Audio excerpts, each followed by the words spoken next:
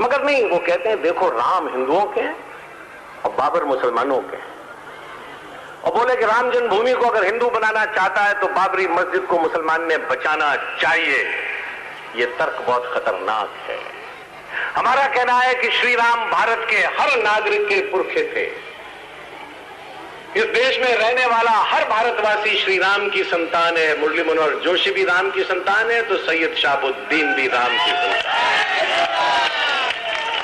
राम का बंटवारा हिंदू और मुसलमान में नहीं हो सकता, राम सबके हैं। इस प्रकरण का सबसे दुर्भाग्यपूर्ण पक्ष ये है कि भारत सरकार और उसके प्रचार तंत्र ने तथा कथित सेक्युलरवादी पार्टियों के नेताओं ने और अखबारों में बोलबाला रखने वाले कुछ तत्वों ने सभी तथ्यों को दुर्लक्ष्य करते हुए एक सरासर निराधार प्रचार प्रारंभ कर दिया कि विवादित ढांचा एक पुरानी ऐतिहासिक मस्जिद थी।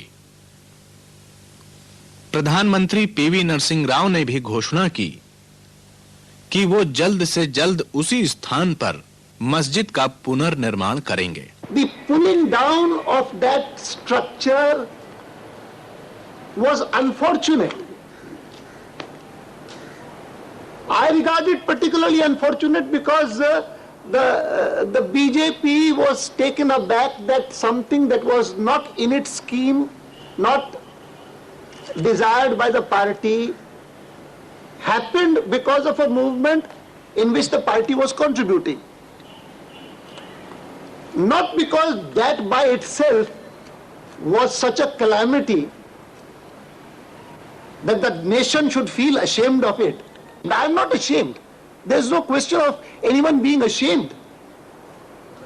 It is only in this country that secularism has made people view the pulling down of a structure which was abandoned by the Muslims of Ayodhya 55 years back as the desecration of a mosque.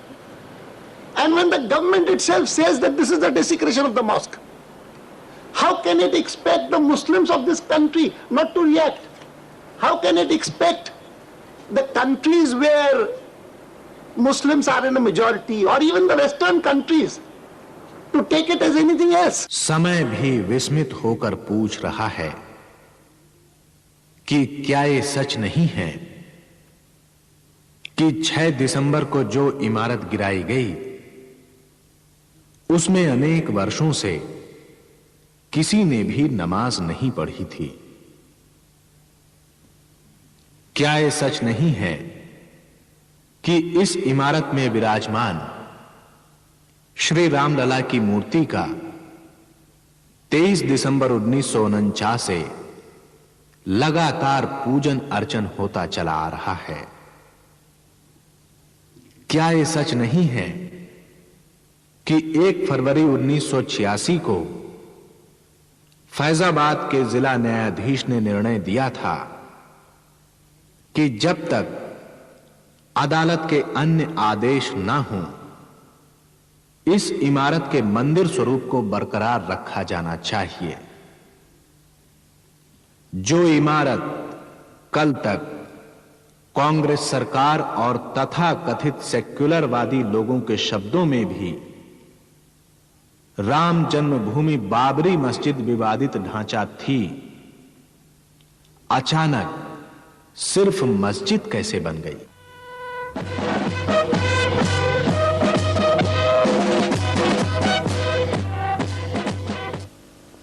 सरसंघ चालक जी, 6 दिसंबर को अयोध्या में जो घटना हुई उसके बारे में आपका क्या कहना है? हमारा विश्वास यह है कि वहाँ राम मंदिर ही था, उसी को तोड़कर और ये मस्जिद जिसको बाबरी मस्जिद बोल रहे हैं वो बनी है। तो इसलिए मुसलमानों का बाबरी मस्जिद तोड़ने से क्षुब्ध होना तो हम समझ सकता है, लेकिन अगर उन्होंने बाबरी मस्जिद बनाई, राम मंदिर तोड़कर काशी विश्वनाथ का मंदिर तोड़ दिया तो हिंदुओं को क्या लगे होगा? और कृष्ण जन्म से भी वैसा व्यवहार किया तो हिंदुओं को क्या लगा?